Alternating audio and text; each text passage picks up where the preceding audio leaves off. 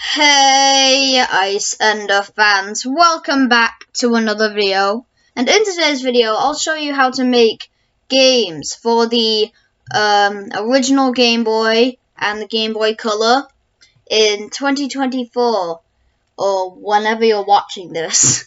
So what you're going to need is an app on your computer called GB Studio right here, which lets you make these Game Boy games. Oh yeah, as you can see here, I've made quite a few.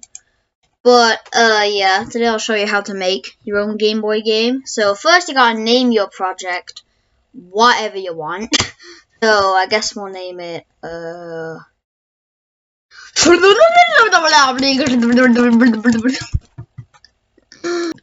Okay, just kidding. Let's just name it Test. Then you're gonna choose where the game is gonna go.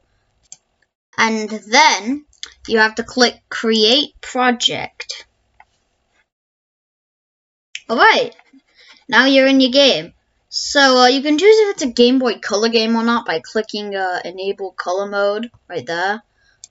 So what you're going to do first is you got to click Add here. Then you got to click Scene. Congratulations, you've now made a scene. So this is like where the game starts, or like whatever you want it to be. So let's test the game out. Let's click Run. You know, just to see this new game. Cause I don't know. It takes a bit to load. If you wanna see like all the stuff, you gotta click Build and Run. But yeah, as you can see here, the game is not finished. The character is just an arrow, and the color palette is literally showing right down here. That's not meant to happen. Let's fix that. Well, unless you want your game just to be a blank GB Studio project, but you probably don't want that, do you? Well, if you do want that, you probably want to make the most boring game in the world, but if you want to do that, you can.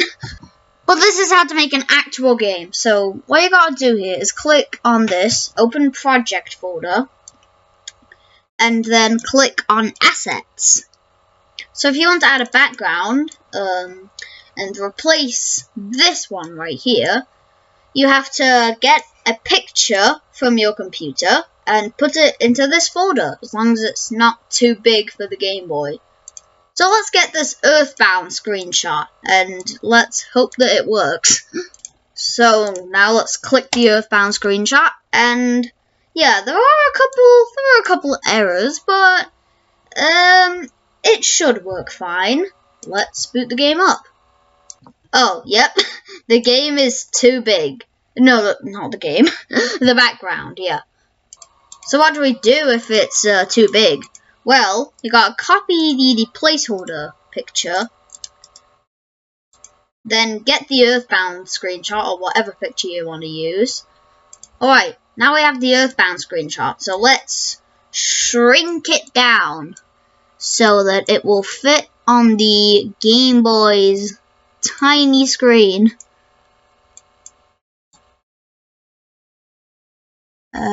This should do, yeah. Yeah, as you can see here, the Game Boy's screen is pretty tiny. It's very small. So now you got to delete the original picture, and now oh yeah, you gotta click it, and yep. Yeah, now the background is this Earthbound screenshot. Oh, and it scrolls too, that's nice. And that's exactly what I'm going to tell you how to do, how to make a scrolling background now. So yeah, you want the background to like actually scroll and have like an open world type thing? Well, I'll show you how to do that. So yeah, the first thing you're going to want to do is like actually like design this open world world that you want. My preferred way to do this is with a website called Pixel Art right here with an I, not an E. So yeah, once you've designed your little map, you just gotta save it. Then you gotta move it into the backgrounds folder right here. So now that it's here, let's boot the game up and see what has happened. And yeah, now we have kind of like an actual little world right here, which is nice. But there's still one thing we have to change, and that's the character. So let's do that. So there are two ways to do this. The first way is by clicking here, then clicking on sprites, then editing the thing. I don't really know how to do it this way though, so. But the second way to do so is by like making your own sprites with something else, shrinking them down, and then replacing these arrows.